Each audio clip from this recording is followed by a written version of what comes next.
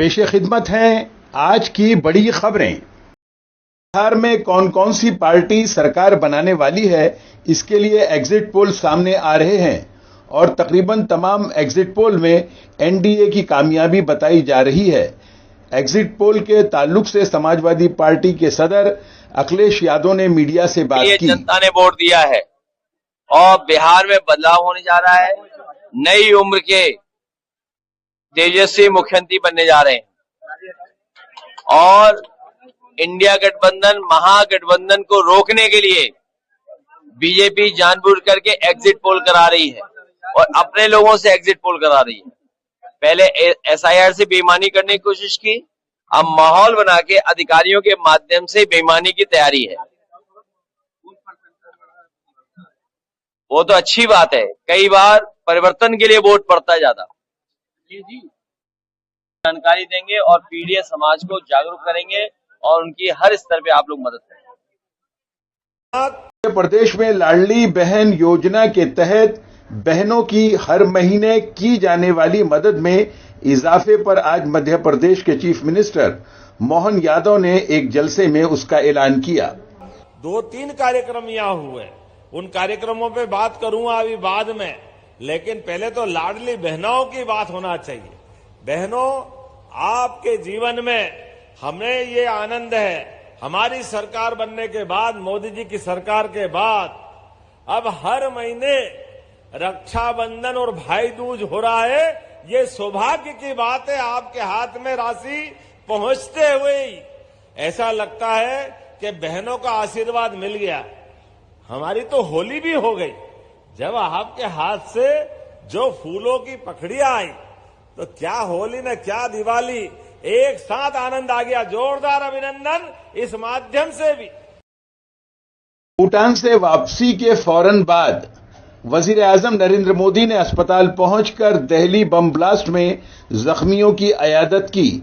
वजीर आजम नरेंद्र मोदी ने डॉक्टरों और दूसरे अफसरान से बात करके जख्मियों के इलाज में किसी तरह की कोताही न करने की दिल्ली बम ब्लास्ट पर अपने रद्द-ए-अमल का इजहार करते हुए कर्नाटक के वजीर BZ जमीर अहमद खान ने कहा कि हमें मालूम हुआ है कि इसमें सियासी अमल दखल है और इसके लिए वजीर दाखिला अमित शाह को जवाब देना चाहिए। कार ब्लास्ट जो होना था, हादसा जो हुआ है, नहीं होना चाहिए था।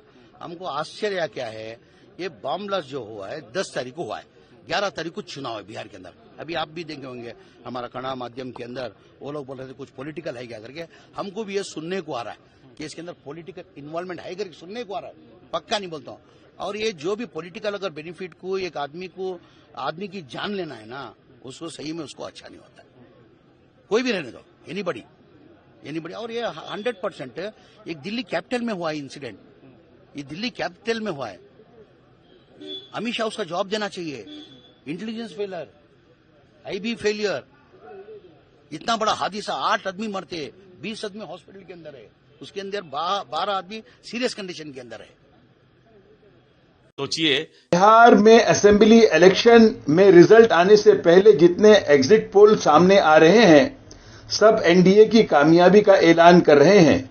बीजेपी और नीतीश कुमार के सब लीडरान खुशी का इजहार कर रहे हैं। बीजेपी के रियासती सदर दिलीप जायसवाल का तबसरा देखिए कि ये 18 तारीख का डेट जनता और मतदाता फिक्स करती है कि कोई नेता फिक्स करते हैं। इसी से जो है लग रहा है कि हताशा में है कि ये तो मतदाता फिक्स करेगी, मैंडेट देगी, तब कोई डेट तय कर सकता है। कोई लड्डू पहले बनाने लगे, कोई डेट पहले तय कर ले, ये तो मतदाता का अपमान है। ये तो मतदाता फैसला लेगी। के लीडर सचिन पायलट ने मरकजी सरकार के जरिए सर को जबरदस्ती लागू करने के तरीके की खुलकर मुखालिफत की। छटनी हो, गलत नाम उसमें ना जोड़े जाएं, लेकिन जो आज देश का माहौल है, Congress party, Rahul Gandhi ji, India alliance के तमाम हमारे गठबंधन के नेता, बंगाल हो, तमिलनाडु, हर जगह सब लोग इसका विरोध क्यों कर रहे हैं? कि पहली बार तो हो नहीं रहा है। विरोध इसलिए हो रहा है कि जिस जल्दबाजी में और जिस मंशा के साथ एसआईआर बिहार में किया था, वो हम सबने देखा है। हम नहीं चाहते हैं कि निर्वाचन आयोग अपने मनमानी तरीके से किसी भी दल का राजनीतिक हित साधे। और हो क्या रहा है दुर्भाग्यवश कि भारतीय जनता पार्टी संवैधानिक संस्थाओं का दुरुपयोग धड़ल्ले से कर रही है।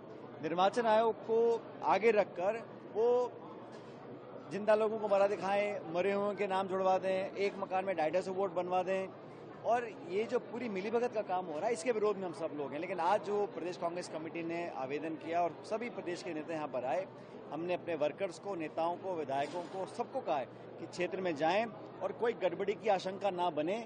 इसलिए हम सब धरातल पर जाकर खुद जो भी फॉर्म हैं, जो भी भरपाई करनी है, जो मापदंड तय किए हैं, उसके आधार पर हम करेंगे। लेकिन मुद्दा ये है कि जो राहुल जी ने कहा कि 25 लाख की जो वोट चोरी हरियाणा में हुई, महाराष्ट्र में हुई, और हम तथ्य दे रहे हैं, प्रमाण दे रहे हैं, एविडेंस दे रहे हैं, बावजूद उसके इलेक्शन कमीशन कोई जांच नहीं कर रहा, कोई पड़ताल नहीं कर रहा। राहुल जी से वो एफिडेविट मांग रहे हैं। उनकी जिम्मेदारी बनती है कि अगर आप निर्वाचन आयोग हैं तो आप एक कॉन्स्टिट्यूशन बॉडी हैं, आप किसी विचारधारा से बंधे हुए नहीं हैं, आपको जांच करानी चाहिए और तथ्यों पे जो हमने कहा है तथ्य है उसकी जांच करें। दुर्भाग्यवश ऐसा नहीं कर रहे हैं, लेकिन पार्टी ने एआईसी से निर्णय भी लिया है कि इस महीने के आखिर में दिल्ली में बड़ा आयोजन होगा। फिल्म के बॉलीवुड एक्टर गोविंदा अपनी बीमारी के इलाज के बाद जब अस्पताल से डिस्चार्ज हुए तो उन्होंने अपनी नई फिल्म दुनियादारी पर बात की। माध्यम से मैं जो कह रहा हूं सब्जेक्ट के अंदर, मेरा ऐसा सोचना है कि वफादारी और ईमानदारी में आदमी जब धोखा खाता है तो दुनियादारी समझ में आ जाती है कि क्या चल रही है। और थोड़ा टफ है सब्जेक्ट, और हो तो वही रहा है जो कॉमेडी में करता आया हूँ वर्षानुवर्ष, डांस गाना सब है, परंतु सब्जेक्ट जो है मैं चाह रहा हूँ कि देश विदेश में, वर्ल्ड में जिस वक्त लोग ये फिल्म देखें दुनियादारी, तो समझ में आए कि हम लोग का देश क्या है। आप सुन रहे थे आज की बड़ी खबरें सैयद निजामुद्दीन कासिम की आवाज में। अब इजाजत दें, खुश रहें, आबाद रहें।